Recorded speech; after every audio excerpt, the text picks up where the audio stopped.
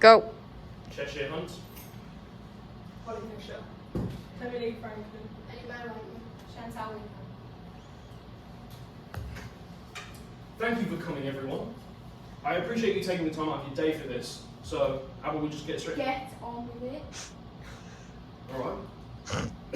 Rick, have you ever felt this country wasn't filled with enough pizzazz? Ever feel like the complexity of all those theatres with long and boring pasts just a bit full of shit? Well, have I got good news for you? Presenting the all-new, the almighty Maxell Theatre. Ooh. Where are the emergency fire exits? There aren't any. It's governmental law for there to be at least 2 fire exits inside any kind of building, both having 2 different routes for people to exit in the event of a fire. Point. Yes, well, shut up. Moving on.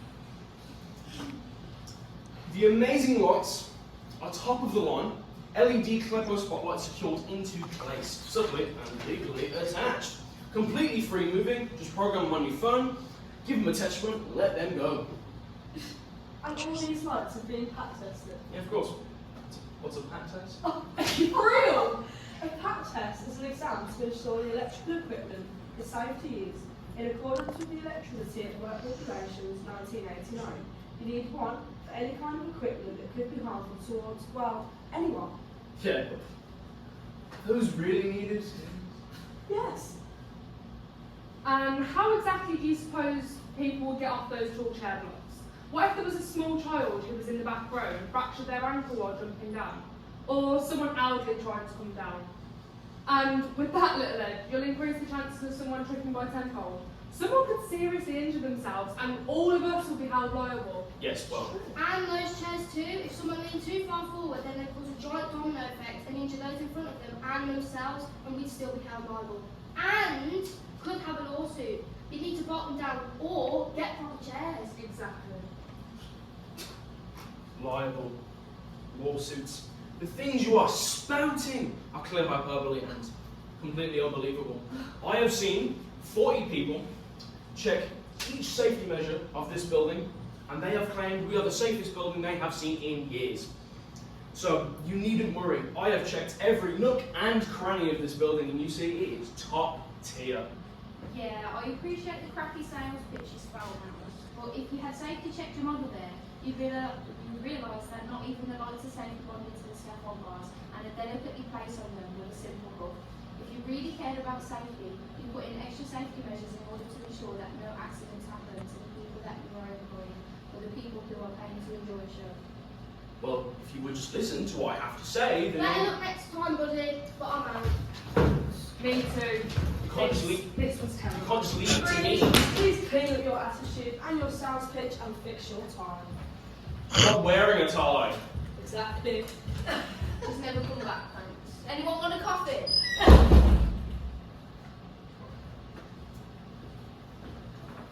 Thanks for enjoying our little scripted bit there. This next bit is we're going to be talking about Frantic Assembly and how they handle health and safety measures. So I'm going to be talking with my little friend here. This is entirely separated from the scripted bit. So How do they prevent accidents? in order for Frantic Assembly to ensure that they have no accidents during rehearsal, performances and every facet of their productions, they have a specific safety policy in place for people to follow. According to that policy, they are required to maintain and provide safe and healthy working conditions, systems and equipment for all those working with the company. They are also required to ensure that all employees are competent enough to perform tasks and provide them with such information, training and supervision as they need for said task. You also need to consult with your colleagues on matters affecting their health and safety or your work. Certain employees have specific health and safety responsibilities. For example, the general manager is responsible for overseeing day-to-day health and safety compliance in the office in line with current legislation and will brief any new members of staff as a part of their induction. The general manager will investigate accidents and report serious incidents to the National Incident Contact Centre. while someone like the production manager will ensure that all tasks carried out by the technical and production staff are performed with the utmost regard for the health and safety of all those involved. Another bit of their policy is to renew full comprehensive employers' liability insurance, public liability insurance, and property insurance on an annual basis.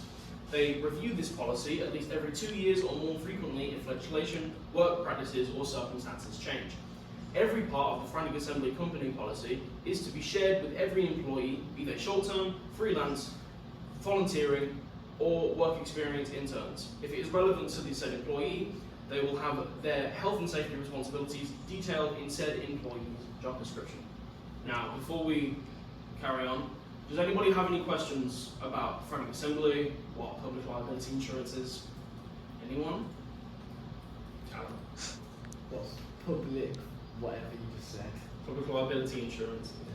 Public liability insurance covers the cost of claims made by members of the public for incidents that occur in connection with your business activities.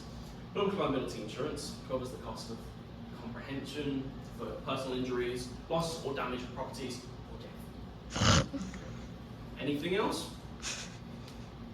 No questions? Cool.